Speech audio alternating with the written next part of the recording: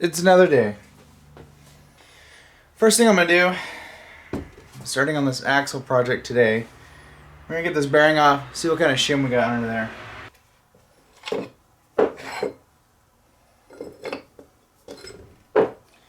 Hopefully.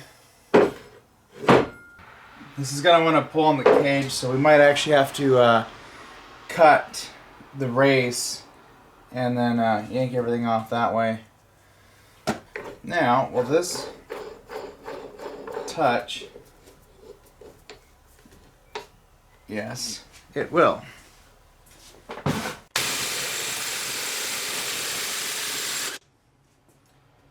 And it did. Nice. Come on.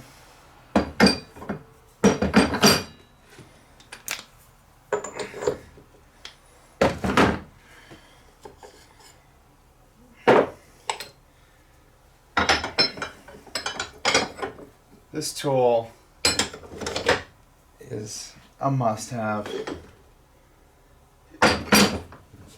Absolute must-have. And it took the bearing off without killing it. So let's see what we got here for shim thickness. This looks like it's gotten a little hot. So we're 325. A little over 3 thousandths. Alright, here's what I come up with. This is right around 330. It's a teeny bit over what we started with. So we're gonna roll with this. I'm almost thinking of just sticking with this factory shim because it's right on the money.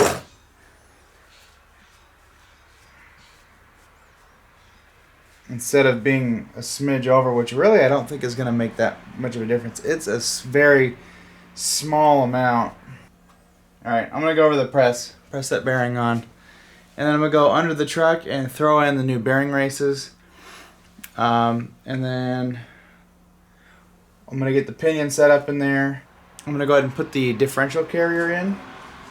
And we'll start kind of tightening things up and see where we're at. But actually, first, I've got a lot of cleaning to do. So while I'm doing that, you guys are going to charge and we'll cut to the next clip like right now. Situational update. In the last video, at least I think I mentioned it or left it in the last video, I noted that normally when you pull spider gears out, they have shims behind them. And that keeps them from, well, does a couple of things. Maybe 3, depending on how it's actually set up. The shims, or thrust washers, that are usually behind these spider gears, keep the spider gears from wearing into the carrier. They also kind of set the gear lash, and in some cases, the shims will actually act as a kind of a loose differential, or they'll act as a loose limited slip, sort of, kind of. So it's important to have these in there. These gears were missing it. I'm also seeing that there's still some not so nice things with the backside of these gears. I even cleaned them with Scotch-Brite, and while they came out okay, these ones on the side came out really good. There's still a little bit of roughness to the surface. Also, this centering pin has got some wear that I can almost catch with my finger on it. Check that out. Yeah. Wore out. So what that's going to do, that's going to allow this thing to rock. And eventually this is going to snap. And then when you go to take this stuff out, it's a real problem. I went ahead and put the new bearing races in for our pinion here. I'm actually going to go set this in there and start tightening this up. I'm going to use the old pinion nut for this, and then when we're ready we'll take our new one, which is right here, and then when we get everything finally set up, we'll put that on there. I'm gonna get the preload set to where it's about 25 foot-pounds of resistance, which basically should pretty much feel like it's turning in honey on a really cold day. So I'm gonna set that by feel, and then once we get that in there, I'm gonna go ahead and set this in there, and then just get it kind of close, and we'll see what our gear pattern looks like. Okay. Oh, smoke alarm, smoke alarm. All right, I said I was gonna bring you in when I put this in, but I've been under here for about an hour monkeying with this. Spent a lot of time just getting the backlash set up. I got 6 thousandths, which is the minimum spec. We used a 3 thousandths shim. No, it was about 330, 335 on the pinion shim. And this is what I'm getting here. It looks spot on to me, to be honest. It's nice and smooth. Looks like it's even on both sides. That coast side didn't get a very good coat of paint.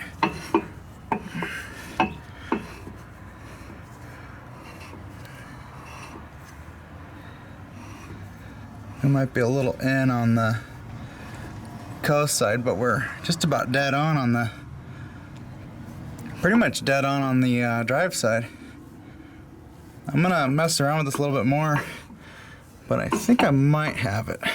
Okay, tubes. Whew, putting that pinion nut on with the new crush sleeve is a challenge. But I got the preload set where it feels pretty good. I got my backlash set. We're on the very cusp of touching 6 thousandths. I got it going on the tighter side. This is gonna break in, so we'll be at our factory spec. We can check it when we can check it again after the break-in and see where it's at. That's about just at the very end of 5 thousandths. So my drive side, this is what I'm looking like right here.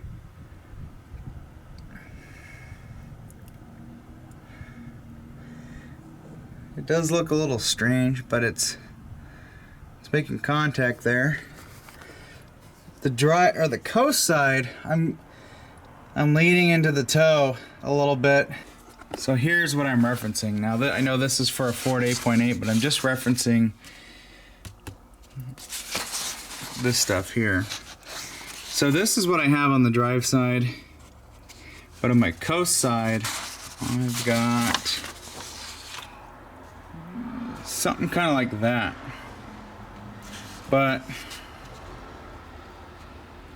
looking at this note here, it says, you know, this is what I have for the drive side. Normal or desirable pattern. The drive pattern should be centered on the tooth. The coast pattern should be centered on the tooth, but maybe slightly toward the toe. I'm a little bit more than slightly toward the toe on the coast side. But yeah, the drive side I'm happy with. It's just the coast side. I think I'm just gonna go ahead and say that we can run with that. Now, I could be wrong. You guys can comment down below for any input. I have a feeling if we have to make any changes, it's going to be in the pinion shim. So probably would need a slightly thinner. So probably even just run a 3/1000 shim instead of a we're 340 right now. I could just put the factory shim in, because this is 325. So that's what we were using before. But I think at this point I'm just gonna go ahead and run it. When we get our spider gears, we're gonna throw them in, put this thing back together, and take it for a test drive in hope and pray. I don't like doing this, but I'm at that point where, you know, my pattern to me looks as good as it's gonna get. So let's just roll with it. We're gonna torque the carrier bolts down to 75 foot-pounds.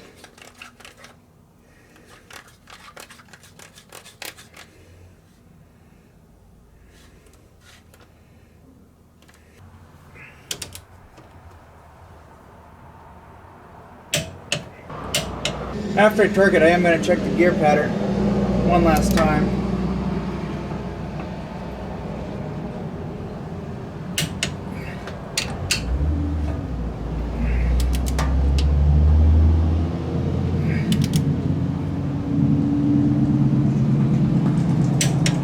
Yeah, my drive pattern looks pretty good, I think.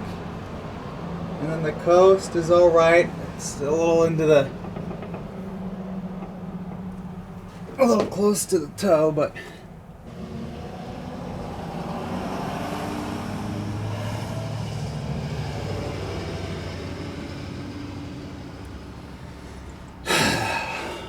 you son of a bitch. So we got 10, 13, 14, 15 thousandths. Way over. We're on the money. Right at 6. Okay, calling it.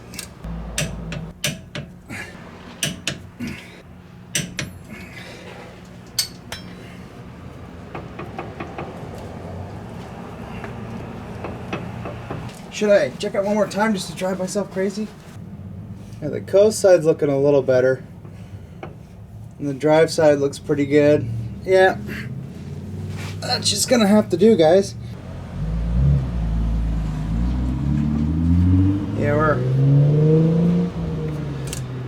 good enough. I think we're sitting on 7 thousandths.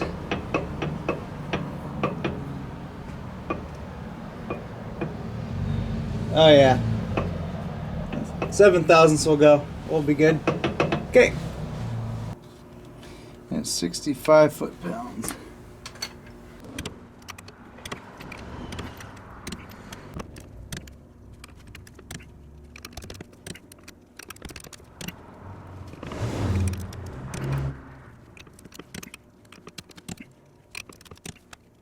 Okay,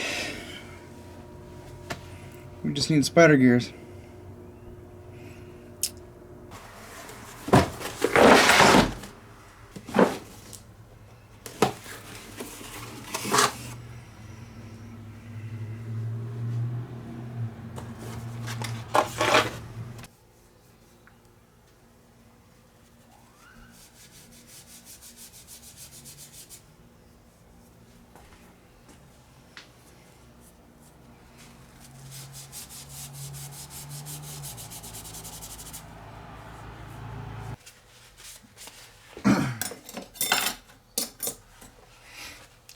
That's what the old spider gears are supposed to have.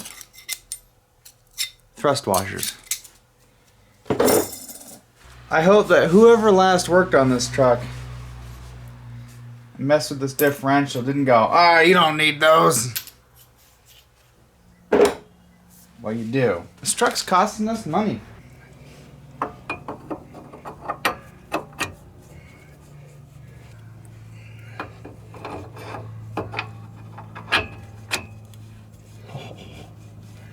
Oh yeah.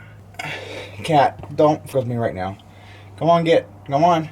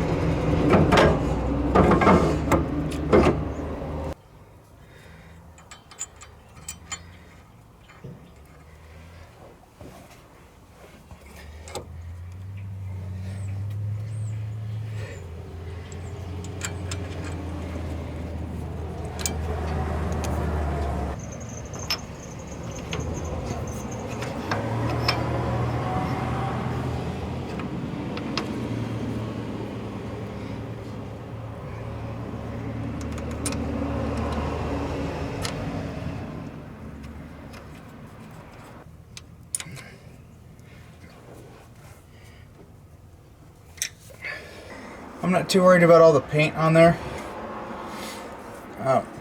We're going to be servicing this here, and we'll probably give it a month or two.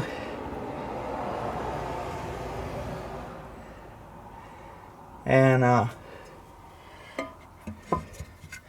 we'll pull this off and change the oil out again. I'm reusing the gasket we put on from the last time. I have a new one, but I don't want to waste it. So we'll reuse this one. If it leaks a little bit, who cares?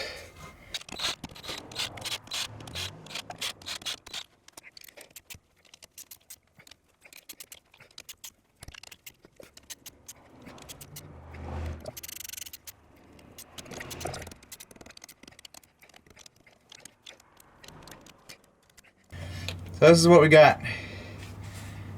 We're putting an 85 140. That's what we're breaking ran with. Drink up.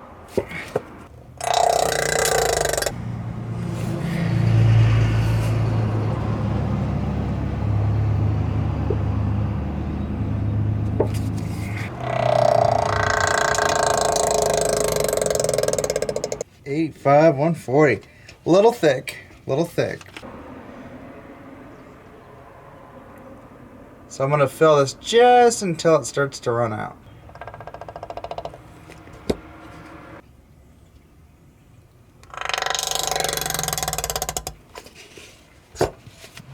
Takes exactly 3 quarts. Yeah, that's some thick stuff.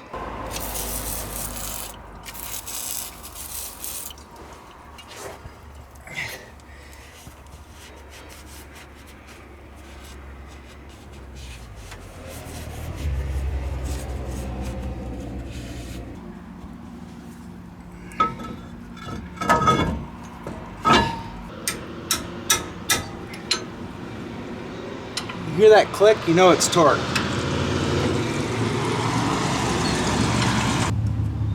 Okay. I want to make sure that they're, put on decently, It's going to slowly compress this. Not all the way, we don't need to because these got old brake pads in them. I'm going to slowly push that down so it will go on easier. And then after we put these brakes back on, both sides, obviously, we want to pump the brakes until they firm up. And when you put this caliper on, you want to make sure that you don't curly cue the hose on it. That's how the other side was. Ting! Okay, that side's done.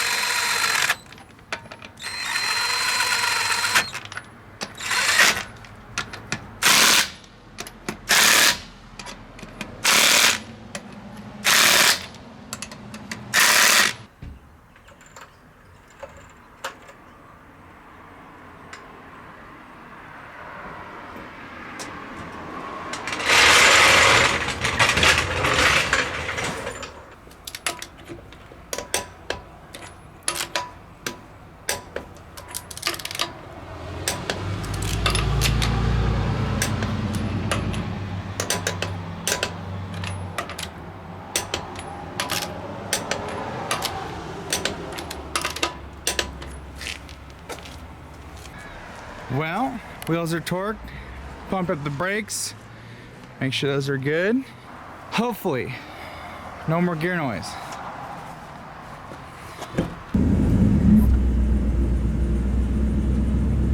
We got brakes. We got a seat belt.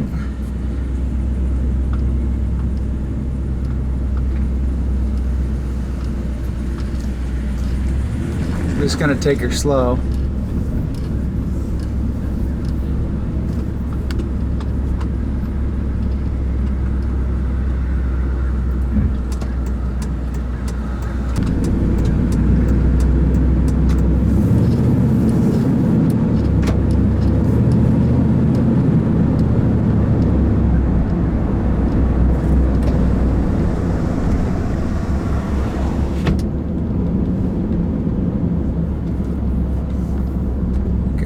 Slide.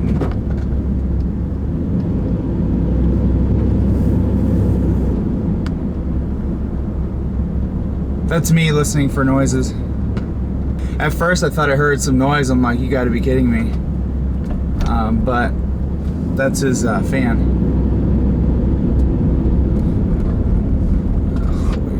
Just Coolidge. I don't hear any rear end noise at all. I mean, you would hear it at 20 miles an hour. You guys heard it in the video I put up last time. So now I think what I'm gonna do is I'm gonna drive this thing just a little bit, just make sure we're good. And I think we're done, to be perfectly honest. Well, I've been driving for about 10 minutes now. Took it on the highway here and just maintained 60 the whole way. The rear end is like lukewarm. It's probably maybe like 85 degrees, 85, 90 degrees. It's not hot at all. Whew. So I'm gonna conclude this video here. I may have a conclusion, just a quick little conclusion video on this when I do the service after the break-in, so we can see what our gear pattern looks like after the fact. And then that's it. So we're done with this truck. I'm happy with my work. Took care of the noise. This truck feels like a brand new truck, really. It rides really good with all the work we've done with the struts and shocks, airbags. Now with the rear end fixed, it feels like a normal truck you could take anywhere you want to go. Anywhere you can afford anyways. The 5.7's a little thirsty on this. 10.5 mpg. We'll pretend we didn't see that. Okay guys, thanks for watching. We'll see you later.